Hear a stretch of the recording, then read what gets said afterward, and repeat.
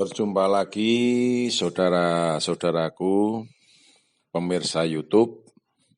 Video ini adalah video kelima, yaitu video seri dialog agama antara mertua dan menantu episode 5. Bagi saudaraku yang belum menyaksikan episode sebelumnya, silahkan ditonton di YouTube, yaitu dialog agama antara mertua dan menantu episode sebelumnya. Bagi saudaraku yang belum berkenan untuk memberikan subscribe, dengan senang hati apabila saudaraku bersedia mensubscribe video saya ini. Dan inilah percakapan di antara saya dan menantu saya tentang keyakinan masing-masing. Sekarang pertemuan yang kelima ya Mas. Iya Pak, sesuai kesepakatan kemarin, Bapak menanyakan kepada kamu, sebenarnya Yesus itu Tuhan atau anak Tuhan? Dan kamu menjawab, Yesus itu anak Tuhan sekaligus Tuhan. Sesuai ajaran Tritunggal Maha Kudus atau Trinitas, dan kamu belum memberikan dasar ayatnya. Sekarang silahkan tunjukkan kepada Bapak ayat yang mendasari bahwa Yesus itu adalah anak Tuhan atau sekaligus Tuhan. Nah, baik Pak, ini di Matius pasal 3 ayat 16 sampai 17. Pasal ayat 16, sesudah dibaptis Yesus segera keluar dari air, dan pada waktu itu juga langit terbuka dan ia melihat Roh Allah seperti burung merpati turun ke atasnya. Ayat 17, lalu terdengarlah suara dari surga yang mengatakan, inilah anakku yang kukasihi, kepadanya lah aku berkenan. Baik, sebelum kita bahas kandungan ayat itu, Bapak mau tanya, Alkitabmu itu versi terbaru ya, versi terjemahan baru? Iya benar Pak. Bapak punya versi terjemahan lama. Di ayat yang sama akan Bapak saya bacakan ya. Setelah Yesus dibaptiskan, naiklah ia dari dalam air itu dengan segera, maka terbukalah langit, lalu dilihatnya Roh Allah turun seperti seekor burung merpati datang ke atasnya. Maka suatu suara dari langit mengatakan, inilah anakku yang kukasihi, kepadanya pun aku berkenan.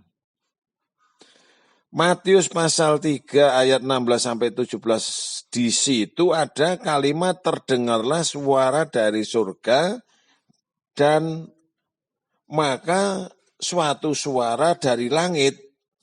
Pertanyaan dari Bapak, yang benar suara dari surga atau suara dari langit? Perubahan itu dilakukan oleh manusia, mungkin dilakukan oleh Dewan Gereja. Artinya perubahan itu adalah ada campur tangan pemikiran manusia. Katanya kalau firman tidak boleh ada hasil pemikiran manusia. Berarti Alkitab tidak valid dan tidak bisa dijadikan dasar hukum. Itu kesepakatan kita dari awal kan? Bapak hanya mengulanginya. Lalu bagaimana jawabanmu tentang ini? Boleh saya lihat Pak Alkitabnya? Ini kamu bisa lihat di aplikasi Alkitab terjemahan lama. Ya sudah Pak. Ya kalau pendapat saya itu kan hanya kata langit menjadi surga. Dalam pengertian kan sama saja. Meskipun itu firman. Seharusnya kalau firman kan tidak boleh dirubah. Kalau sudah dirubah oleh manusia berarti bukan firman lagi dong namanya. Kan kitab sucinya, jadi kitab sucinya tidak valid. Tetapi bagi saya yang terpenting makna atau isi ayat itu tidak berubah. Baik, itu jawabanmu. Bapak tidak mau intervensi atau turut campur terhadap pendapatmu. Kita lanjutkan saja kandungan ayat itu. Di dalam ayat itu ada Allah, ada Roh, dan ada Anak. Allah adalah Tuhan, Roh adalah Tuhan, Anak juga adalah Tuhan. Apa betul demikian?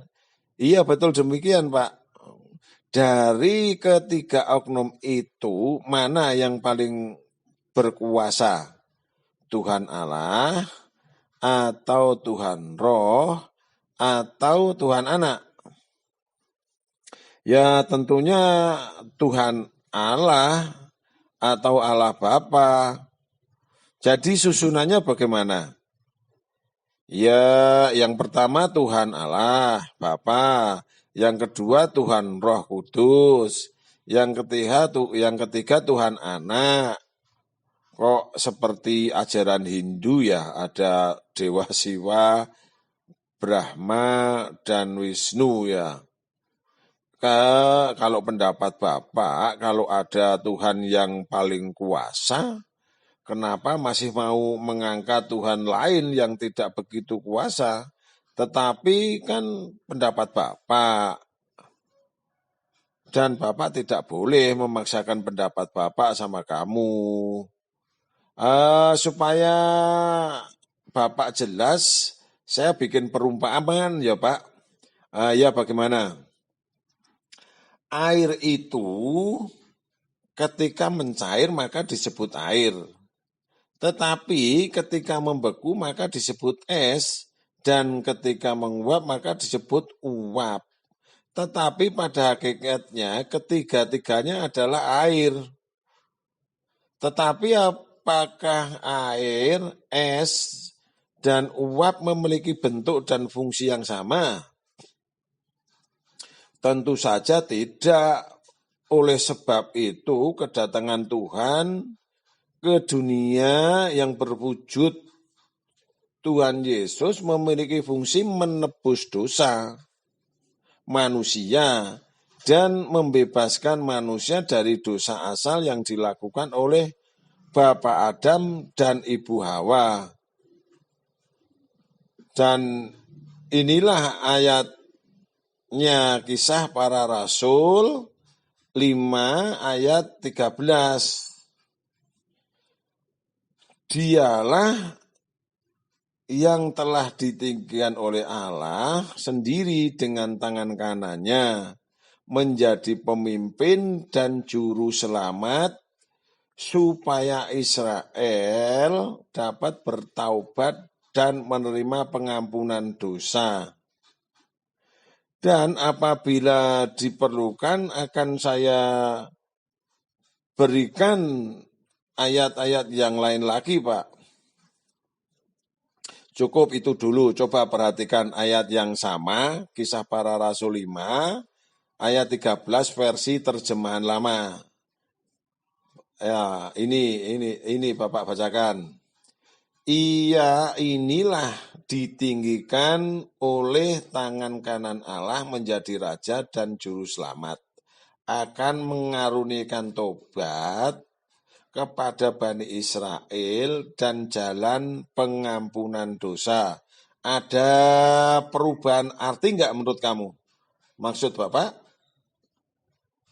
Kalau menurut Bapak, ayat yang sama versi Alkitab terjemahan lama melalui Yesus untuk mendapatkan pengampunan dosa. Dengan kata lain, Yesus berfungsi sebagai penebus dosa. Tetapi versi yang baru, Yesus sendiri yang mengampuni dosa.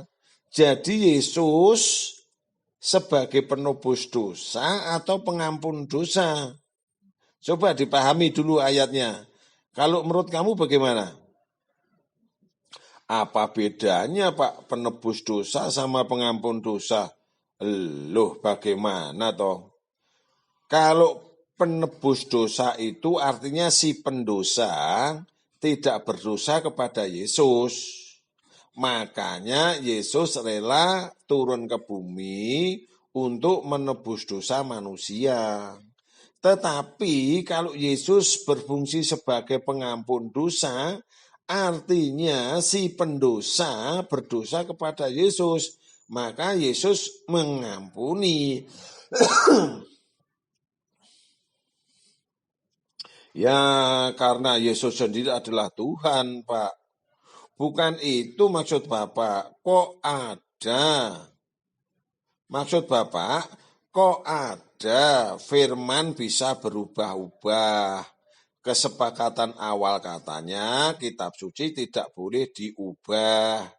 Apalagi berisi hasil pemikiran manusia.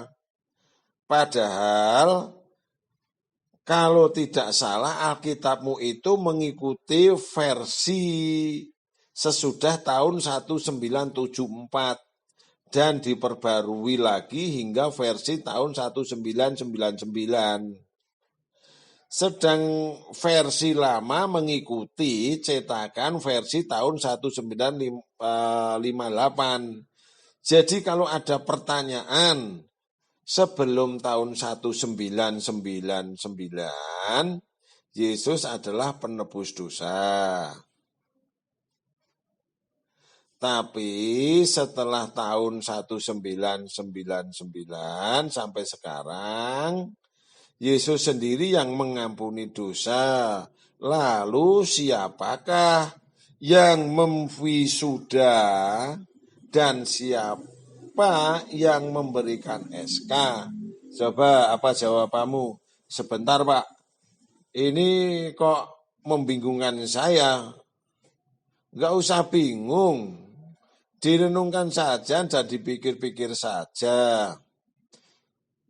Tapi kehadiran Yesus ke dunia memang sebagai juru selamat, penebus dosa asal.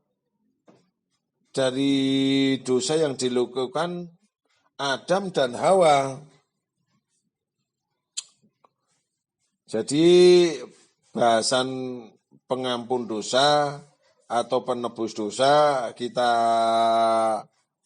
tunda aja ya. Jadi kamu mau membahas tentang kedatangan Yesus sebagai penebus dosa gitu. Iya Pak, memang kehadiran Yesus adalah sebagai penebus dosa. Baik. Jadi kehadiran Yesus adalah sebagai penebus dosa asal yang dilakukan oleh Adam dan Hawa. Artinya kalau Yesus tidak menebus dosa Adam dan Hawa, maka seluruh manusia akan tetap berdosa dan akhirnya akan masuk neraka. Apa demikian? Benar sekali Pak. Lalu bagaimana dengan ayat ini? Yehezkiel pasal 18 ayat 20. Orang yang berbuat dosa itu yang harus mati. Anak tidak akan turut menanggung kesalahan ayahnya dan ayah tidak akan turut menanggung kesalahan anaknya. Orang benar akan menerima berkat kebenarannya dan kefasikan orang fasik akan tertanggung atasnya. Bukankah ayat ini menjelaskan bahwa dosa tidak bisa ditebus? Ayat ini bertentangan enggak sama kedatangan Yesus ke dunia sebagai penebus dosa? Jadi pertanyaan Bapak yang harus kamu jawab, Kitab Lama mengatakan Yesus sebagai penebus dosa.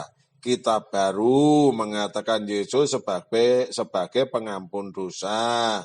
Di ayat lain, manusia bertanggung jawab atas dosanya masing-masing. Anak tidak menanggung dosa ayahnya dan ayah tidak menanggung dosa anaknya. Jadi yang benar yang mana? Sebentar Pak, akan saya pelajari dulu ayat-ayat ini. Saya akan beri jawaban besok. Oh ya, silahkan. Itu kan Alkitabmu. Kamu pahami dulu kitabmu itu. Jadi kita sambung lagi besok ya. Iya Pak, kita sambung besok saja. Baik, sampai besok. Iya Pak. Dialog ini bersambung ke episode 6, yaitu dialog agama antara mertua dan menantu episode 6. Bagi yang belum subscribe, ditunggu subscribe-nya. Terima kasih.